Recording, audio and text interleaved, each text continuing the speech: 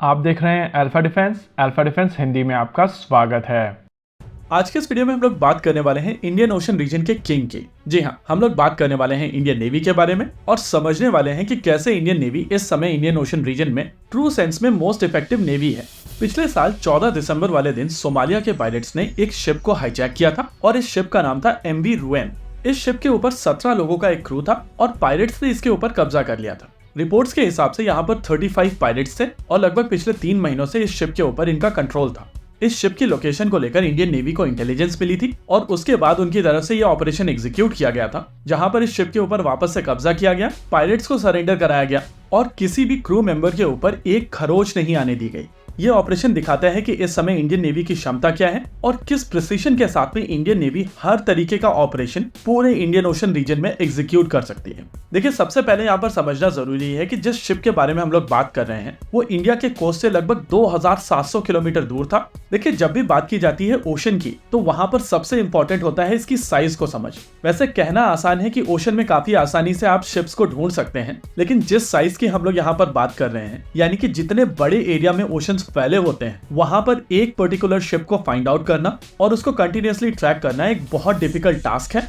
इस टास्क को एग्जीक्यूट करने के लिए इंडियन नेवी की तरफ से अपने 2 शिप्स डिप्लॉय किए गए थे। पहला queen of the Indian ocean INS Kolkata और दूसरा INS सुभद्रा।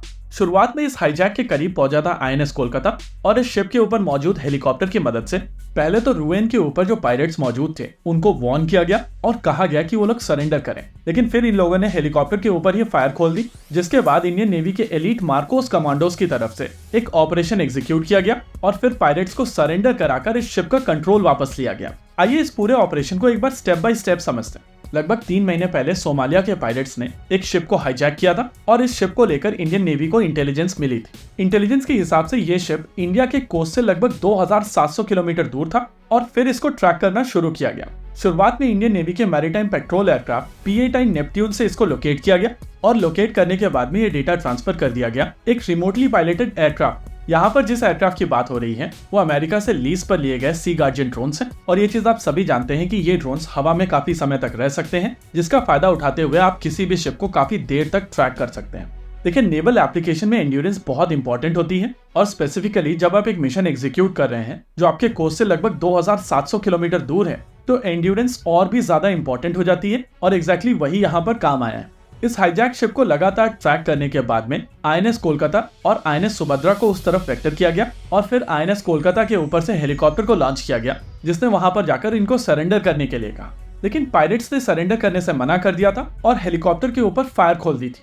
इसके बाद भारत सरकार की तरफ से एक पूरा ऑपरेशन एग्जीक्यूट किया गया, जहां पर इंडियन एयरफोर्स का एक C-17 globe master Indian navy के एलीट मरीन कमांडोज को लेकर इस शिप के करीब पहुंचता है और फिर यहाँ पर मार्कोस अपने पूरे सामान के साथ में हवा से पैराड्रॉप किए जाते हैं। इंटरेस्टिंग चीज ये है कि हवा से ये लोग पानी में आते हैं और जब ये लोग पानी में आते हैं तो इनके साथ में इनकी राफ्ट भी आती है। इसको ये लोग रिकवर करते हैं और फिर इसका यूज करते हुए इस शिप को बोर्ड करते हैं। एक बार मरीन कमांडोज इस शिप के ऊपर बोर्ड कर जाते हैं, उसके बाद में ये 35 पायलट सरेंडर करते हैं और 17 के क्रू को रेस्क्यू किया जाता है। इन सभी चीजों के बीच में किसी को भी कोई खरोच नहीं आती है और फ्लॉलेस तरीके से ये पूरा का पूरा ऑपरेशन एग्जीक्यूट किया जाता है। यानी कि अगर हम लोग कह रहे हैं कि इंडियन ओशन रीजन में केवल एक ही किंग है और वो इंडियन नेवी है, तो इस बात में किसी भी तरीके की एक्सैजरेशन नहीं है। वैसे इस पूरे ऑपरेशन में मुझे जो चीज सबसे ज्यादा पसंद आई है वो ऑपरेशन के एग्जीक्यूट होने के बाद में ये फोटोग्राफ। इस फोटोग्राफ को आप थोड़ा और ध्यान से देखिए और इस स्वैग के मजे लीजिए। इसी के साथ आज के इस वीडियो में रखते हैं केवल इतना ही। वीडियो को अंत तक देखने के लिए धन्यवाद। देखते रहिए अल्फा डिफेंस। जय हिंद।